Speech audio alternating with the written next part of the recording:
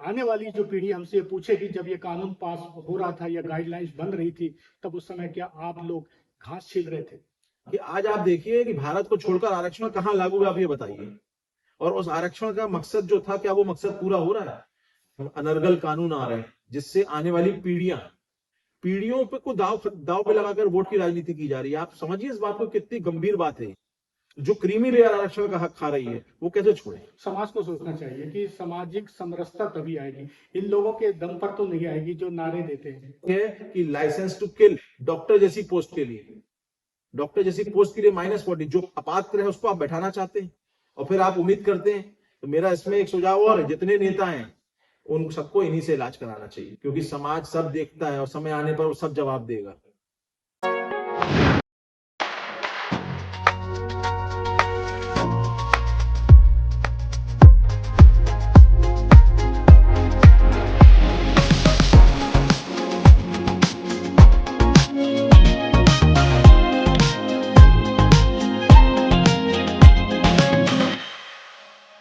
दोस्तों नमस्कार, सुमन पुरोहित ब्लॉग्स में आपका स्वागत है। यूनिवर्सिटी ग्रांट कमीशन यानी यूजीसी 2026 की संशोधित गाइडलाइंस ने पूरे देश भर में खलबली मचा दी थी। पूरे देश में इसको लेकर विरोध हो रहा था। नई गाइडलाइंस का बाकायदा इस भारत के राजपत्र में प्रकाशन भी हो चुका था। फिलहाल सुप्रीम कोर्ट ने इस पर रोक लगा दी है।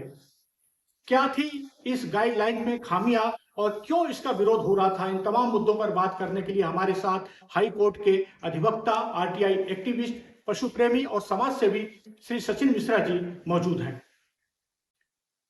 सचिन भाई, क्या ये जो नई गाइडलाइन थी, संशोधित गाइडलाइन, क्या वाकई में ये समानता का गला घोंट रही थी? आखिर क्यों विरोध हो रहा था? एक कानून के जानकार होने के नाते आपकी क्या राय? इसमें जो सबसे बड़ी समस्या है वो ये है कि SC, ST और OBC इनके विरुद्ध सामान्य वर्ग को इन्हें खड़ा कर दिया। और खड़ा क्यों किया है? एक तरह से अपराधी बता के खड़ा किया है। आज इसका मूल मकसद है कि लिंग, आधार, दिव्यांग या जातिगत या किसी प्रकार के भेदभाव को रोकना। तो बच्चों, ये किसी भी बच्चे के साथ हो सकता है, किसी भी जाति, संप्रदाय, व्यवस्था के साथ हो सकता है। तो यूनिवर्सिटी को और खासकर यूजीसी को ये ध्यान रखना चाहिए कि कोई भी वर्ग इससे छूटे ना, वंचित ना रह जाए। और आपको ये भी ध्यान रखना चाहिए कि SC, ST और OBC को आपने एक तरफ खड़ा करके आपने जनरल, सामान्य व्यक्ति के साथ, सामान्य वर्ग के साथ आपने अन्याय किया है, उनको अपराधी की श्रेणी में डालकर, और उनका मेंटल हेरेसमेंट आप इसमें होने देंगे। तो इसमें जो सबसे आने वाले समय में जो व्यवस्था होने वाली है वो ये होने वाली है कि शोषण जो आप रोकना चाहते हैं वो बढ़ जाएगा और पूरा व्यवस्था बढ़ जाएगी। क्यों? क्योंकि भरोसा नहीं रहेगा एक दूसरे पे। जो बच्चों में हंसी मजाक होता है आपस में, जो कॉलेज लाइफ की व्यवस्थाएं होती हैं, उसमें किसी ने कुछ कहा, किसी को बुरा लग गया तो वो चला गया, SC, ST आयोग चला गया और OBC के उसमें कार्रवाई हो गई। तो ये सब सेफ चल रहे हैं इनकी नजर में, लेकिन ऐसा नहीं है। एक मन में भय व्यवस्था आ जाएगी और इस व्यवस्था से पूरा समाज बिखर जाएगा। हमारे जो मोदी जी हैं, उन्होंने कहा कि सबका साथ, सबका विकास और सबका विश्वास, तो ये सब टूट जाएगा। क्यों? क्योंकि मन के अंदर भय है। एक अभिभावक होने के नाते मेरे अंदर भी इस भय की व्यवस्था है कि ये जो हो रहा है ये टोटल गलत है और संवैधानिक और खासकर हमारे संविधान के विरुद्ध है। इसलिए आज माननीय सर्वोच्च न्यायालय ने, मैं उनको धन्यवाद देना चाहूंगा कि इस नियम में रोक लगा दी। अच्छा, ये गाइडलाइंस में ये समितियां जो बनाने की बात कही गई थी, उसमें SC, ST, OBC को शामिल किया गया है और ऐसा बताते हैं कि उसमें जनरल कैटेगरी को लेकर उसका प्रतिनिधित्व तो रहेगा कि नहीं रहेगा, उसमें शायद चुप्पी है। क्या ये सही है? बिल्कुल सही है। यही सब तो कारण है डर के। इसमें संस्था प्रमुख, उस पर भी शिकायत की जा सकती है। आज अगर आप एक व्यक्ति को पावरफुल बना देंगे और दूसरे को दीनहीन बना देंगे, उदाहरण के तौर पे SC, ST, OBC, अगर ये बच्चे पढ़ाई नहीं करेंगे, नंबर अच्छे नहीं लाएंगे, तो ये अपने सरों को, अपने टीचर्स को दबाव डालेंगे जो सामान्य वर्ग के होंगे। जो दूसरे बच्चे पढ़ने वाले हैं सामान्य वर्ग से, उनको आप दबाव डालोगे, मेंटल हेरेसमेंट करेंगे, किसी भी प्रकार से दबाने का प्रयास करेंगे, तो इसके लिए वो बच्चा कहाँ जाएगा और उसकी सुनवाई कहाँ पे होगी? तो ये समानता का अधिकार आप छीन रहे हैं इस नियम से। तो यहाँ जो सबसे बड़ी व्यवस्था है वो ये है कि आपने 3 लोगों को इस बात के, SC, ST और OBC को आपने खड़ा कर दिया कि आपके साथ अत्याचार हो रहा है और अत्याचार हमें तो नहीं दिख रहा है। भाई हो सकता है, मैं मना नहीं कर रहा हूं, कि बच्चे करते हैं जिसको जैसा हो, लेकिन इसके लिए आप मॉनिटरिंग करिए। आपको जो जो व्यवस्था करनी, जो गलत करे, किसी भी समाज का हो, जो गलत करे उसको आप दंडित कीजिए, लेकिन एक व्यक्ति के चक्कर में आप पूरे समाज को दंड नहीं दे सकते। इसका एक छोटा सा उदाहरण दे रहा हूं। आतंकवादी कहते हैं कि आतंकवाद तो कोई धर्म नहीं होता, हमारे यहाँ ही कहा जाता है, और सब जानते हैं कि अधिकतर किसकी तरफ से निकलते हैं। लेकिन हम कोई एक व्यक्ति के गलत होने से पूरा समाज तो गलत नहीं होता है, ये हम भी मानते हैं। तो हर प्रकार से इस पे व्यवस्थाओं के साथ सही होना जरूरी है, क्योंकि ये बच्चे देश का भविष्य हैं। इन बच्चों की सुरक्षा, अगर इनके इन मन में एक बात आ गई कि हमारे कोई सुरक्षा हमारे देश में नहीं है, तो बच्चे सब बाहर चले जाएंगे। तो जो क्षमता भारत में लगना चाहिए, भारत के विकास के लिए लगना चाहिए, वो क्षमता विदेशों में लग रही है जाके। क्यों? क्योंकि यहाँ पे आरक्षण की व्यवस्था है और इस प्रकार के अनर्गल बिल जो संविधान विरुद्ध है वो लागू हो रहे हैं। और सबसे बड़े दुख की बात यह है कि आपने श्रमण समाज को, जनरल कैटेगरी को आपने सीने उनके मैंने पीठ में छुरा घोंप दिया है, उनको अपराधी बनाकर। ये हमारी चिंता है। अच्छा, ये भी कहा जा रहा है कि जांच ही सजा बन जाएगी। अगर कोई छात्र बाद में निर्दोष साबित होता है तो उसकी एकेडमिक जो सिक्योरिटी है उसके लिए क्या कोई ठोस व्यवस्था है? नहीं है। अगर कोई व्यक्ति जांच शिकायत करता है और वो जांच में बच्चा निर्दोष पाया जाता है तो उस बच्चे के खिलाफ, शिकायत करते के खिलाफ कोई कार्रवाई नहीं है इसमें। और हमें इसमें एक आपत्ति और है, किसी भी व्यक्ति के खिलाफ कोई शिकायत करता है उसमें कहते हैं उसका नाम गोपनीय रखो। क्यों नाम गोपनीय रखो? हमको जानने का अधिकार है कि हमारे खिलाफ शिकायत किसने करी है, वो सच्ची है झूठी है, वो क्या इंसिडेंट्स बता रहा है, हम कैसे बता पाएंगे ये बात? जब देश में बड़े बड़े अपराध होते हैं उसमें नाम गोपनीय नहीं रहते। तो ये ऐसा कौन सी बात है कि इसमें कि आप उनका नाम गोपनीय रखेंगे सिर्फ इसलिए कि आपको लगता है कि उनको डर कि उनके ऊपर कोई बात ना आ जाए? जिसके जीवन से आप खिलवाड़ करेंगे उसको ये जानने का पूरा अधिकार है कि वो किसने हमारी शिकायत करी और मामला क्या है। और इसमें व्यवस्थाओं के साथ किसी भी, हमारा सिर्फ एक कहना यह है, और हमारा नहीं, हर अभिभावक का, इस देश के हर भारतीय का है कि कोई भी देश में असमानता ना हो। आपको अगर समाज को बांटना है तो आप अलग अलग कर दीजिए। आप SC ST OBC के अलग कॉलेज कर दीजिए, जनरल के अलग कर दीजिए, मिलाप ही नहीं होगा। जब मिलाप नहीं होगा तो ये बात ही नहीं रह जाएगी आपकी, और जब ये बात नहीं रह जाएगी तो ये इन सब चीजों की जरूरत नहीं पड़ेगी। ये बात भी कही जा रही है कि सबसे बड़ा जो डर इसमें होगा वो झूठी शिकायत का होगा। और ऐसी स्थिति बनती है तो अगर मान लीजिए झूठी शिकायत होती है तो शिकायत करने वाले की भी जवाबदेही तय होगी, ऐसा? इसके लिए मैं अभी ताजा उदाहरण चल रहा है, विष्णु तिवारी पे एक शिकायत हुई थी SC ST पे, और वो 20 साल जेल में रहा। इस दौरान 20 साल जेल में रहने के बाद उसके माता पिता और परिवार सब खत्म हो गए, आज सिंगल वो बचा, और आखिरी में वो निर्दोष साबित हुआ। और निर्दोष साबित होने के बाद उस शिकायतकर्ता के खिलाफ कोई कार्रवाई नहीं हुई। तो ये, अगर आप शिकायतकर्ता के खिलाफ कोई कार्रवाई का प्रावधान नहीं रखेंगे तो ऐसे तो अनर्गल शिकायत कोई भी करता रहेगा। और अनर्गल शिकायत करने पर जब सामने वाला झूठा साबित हो जाएगा और जो व्यक्ति पीड़ित है उसका कैरियर चला गया, उसके मन में समाज के प्रति एक घृणा आ गई, और इन घृणा पे वो मेरा मानना है 4 उसके पास अवसर हैं कि वो क्या क्या कर सकता है। पहला, वो डिप्रेशन में चला जाएगा। बच्चा डिप्रेशन में चला जाएगा तो उसके बाद वो आत्महत्या कर सकता है। आत्महत्या करने अगर वो नहीं है और मान लीजिए वो जेल चला गया, बाद में चीज गलत साबित हुई, तो वो उसका कैरियर बर्बाद हो जाएगा। फिर अगर वो गलत दिशा में चला गया तो वो कोई ऐसा कदम उठा सकता है जिसमें किसी को भी कोई नुकसान पहुंच जाए, और या फिर वो कंप्रोमाइज कर ले, तो ब्लैकमेलिंग की राजनीति भी इसमें होगी। तो ये आपने एक ऐसा हथियार दे दिया है समान वर्ग के खिलाफ में कि जिसपे बच्चों को बर्बाद करने के सारे रास्ते खुले हुए। वैसे SC ST और OBC ये मिलाकर 85% होते हैं, तो लोग ये भी कहते हैं कि 15% की फिर किसको चिंता, खासकर राजनीतिक दलों की बात करें तो। ईश्वर ने हमें जन्मजात संघर्षशील पैदा किया है, ना हमें सरकार से कुछ प्राप्त होता है और ना हम सरकार की दम पे जिंदा है। हम जिंदा हैं अपनी क्षमता पे, इस देश की माटी की व्यवस्था से जो हमको यहाँ मिल रहा है। ना सरकार, अगर सरकार को हमारे वोट नहीं चाहिए, हमारा साथ नहीं चाहिए, सरकार खुला बोले।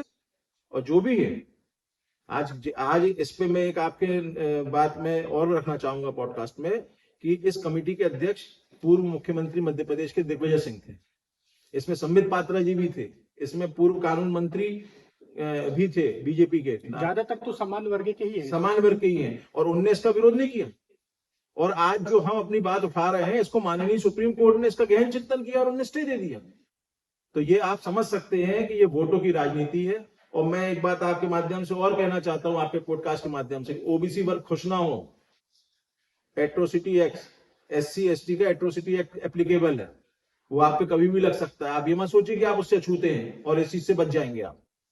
तो ये सिर्फ वोटों की राजनीति है, समाज को बांटने की राजनीति है। आप इस बात को थोड़ा सा गंभीरता से विचार करें और किसी भी प्रकार से ऐसा कोई चीज पे साथ न दे जिसमें आपके आने वाली पीढ़ियां नुकसान में चली जाए।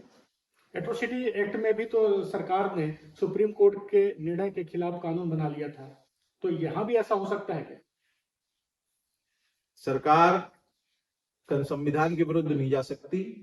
मैं पुनः अपनी बात दोहरा रहा हूं कि एट्रोसिटी एक्ट में सुप्रीम कोर्ट के तत्कालीन chief justice of India Shri Deepak Mishra ji ने यह कहा था कि किसी भी सामान्य वर्ग के खिलाफ या ओबीसी के खिलाफ कोई शिकायत SC ST से आती है तो उसकी 1 हफ्ते में जांच करके उसके विरुद्ध कार्रवाई की जाए। अगर सही पाई जाती है तो कार्रवाई की जाए, गलत पाई जाती है तो खत्म किया जाए। लेकिन इस देश की गंदी राजनीति ने, इस देश की दलगत राजनीति ने अपने आप को बताने के लिए कि इसमें ये हो जाएगा और ऐसी व्यवस्थाएं, दबाव करेंगे, ये सब करेंगे, और इन्होंने प्रदर्शन कराया जिसमें SC ST वर्ग की तरफ से प्रदर्शन हुआ। 200 करोड़ के ऊपर की संपत्ति का नुकसान हुआ था और सामान्य वर्ग की तरफ से मौन प्रदर्शन किया गया था। 1 रुपए के नुकसान नहीं हुआ था, 1 रुपए का, सारी चीजों में। तो ये देश हमारा है, ये देश सबका है, हर जो भारतीय है उसका है, और हम कभी नहीं चाहते किसी के साथ भी गलत है। सबको न्याय मिलना चाहिए और न्याय की व्यवस्था सही रहना चाहिए, समानता के अधिकार के साथ। अच्छा, इसमें एक बात ये भी है कि जो SC ST है या जो कमजोर तबका है या जो गरीब वर्ग है, उसे भी तो सरकार की तरफ से सहूलियत दी जानी चाहिए और आरक्षण लगातार दिया जा रहा है। तो क्या आपको लगता है कि आरक्षण से वाकई में इस वर्ग को फायदा हुआ है? आरक्षण का मूल मकसद क्या था कि उस व्यक्ति की मदद करना जो अपने संसाधनों से ऊपर नहीं उठ पा रहा, और आज 70 साल हो गए, इस पर फिर से पुनर्विचार होना चाहिए कि हमें आरक्षण का सही लाभ किसको पहुंचाना है। क्रीमी लेयर जो उठ चुकी है, IAS IPS जो उठ चुके हैं, सब चीजें, उनके बच्चे भी अब आरक्षण ले रहे हैं। क्या उनको आरक्षण की जरूरत है? सुप्रीम कोर्ट में PIL लगी तो सारे जितने क्रीमी लेयर सांसद थे सब पहुंच गए मोदी जी को चिट्ठी देने के लिए।